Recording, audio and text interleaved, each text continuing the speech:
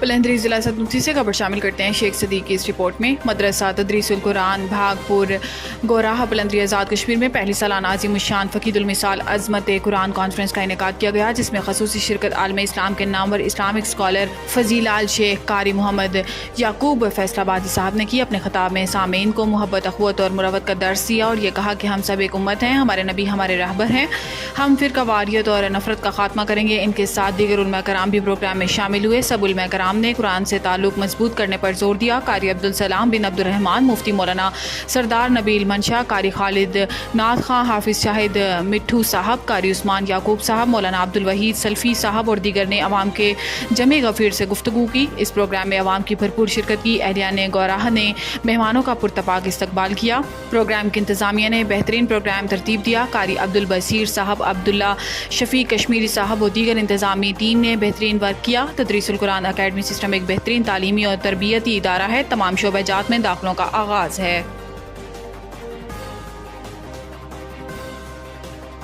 पलंदरी जिला सतनूसी से खबर शामिल करते हैं शेख सदीक की इस रिपोर्ट में।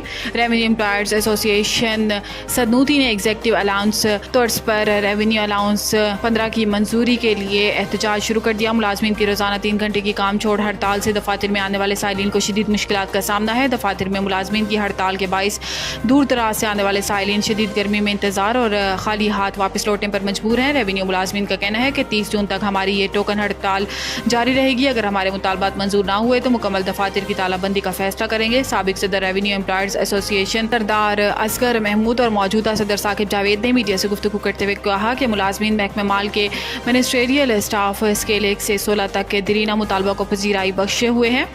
एग्जेक्टिव अलाउंस तर्ज पर रेवेन्यू अलाउंस 1.5 की मंजूरी दी जाए ताकि सर्विस के हामिल मुलाजमीन जो इजाफी मराद के हर मुश्किल वक्त में महकमाना जिम्मेदारियां अदा करते हैं, इनकी दिलजोई हो सके। इन्होंने कहा कि चीफ सेक्रेटरी आज़ाद कश्मीर, हुकूमत आज़ाद कश्मीर और senior member board of revenue मुलाजमीन के मुतालबात की मंजूरी के लिए अपना किरदार अदा करें। खबर शामिल करते हैं रावलपिंडी से। जम्मू कश्मीर लिबरेशन फ्रंट के सदर साजिद सदीकी ने अपने एक बयान में कहा है कि यकीनन ज्वाइंट अवामी एक्शन कमेटी की क़यादत दानाई, तदब्बुर और फहमो फरासत के साथ मुख्तलिफ नज़रियात के लोगों को इकट्ठा करने पर मुबारकबाद की मुस्तहिक है। ज्वाइंट अवामी एक्शन कमेटी ने महाजराई टकराव, हठधर्मी से गुरेज करते हुए इंतहाई मुस्बत और लचकदार रवैया का मुजाहरा करते हुए 1 साल से ज़ायद अरसे से एक बहुत बड़ी और इंतहाई पुरअमन कामयाब तहरीक चलाई। इस सारे अरसे में अवामी एक्शन कमेटी ने बेपनाह दबाव का सामना किया, इल्ज़ाम तराशियाँ बर्दाश्त की, लेकिन अवामी हकूक़ और अवामी मफाद पर कोई समझौता नहीं किया।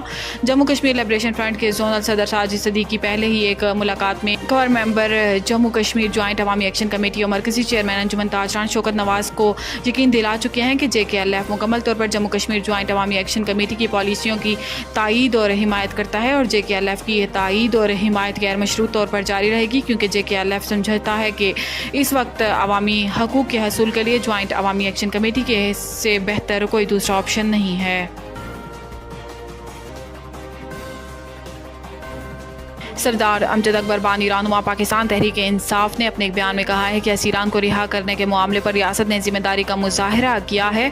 उम्मीद है रियासत जिम्मेदारी का मुजाहरा करते हुए वज़ीर हुकूमत फ़हीम रब्बानी के खिलाफ FIR दर्ज करेगी और अगर ऐसा ना हुआ तो डमी वज़ीर हुकूमत के लिए रियासत में मुश्किलात बढ़ जाएंगी। रियासत माँ है और इसमें रहने वाले तमाम बाशिंदे बराबर के हकूक़ रखते हैं। जनाब वज़ीर आज़म आज़ाद कश्मीर से अपील करता हूँ कि 4 बिहार वाक़े पर जुडिशल इंक्वायरी करवाई जाए।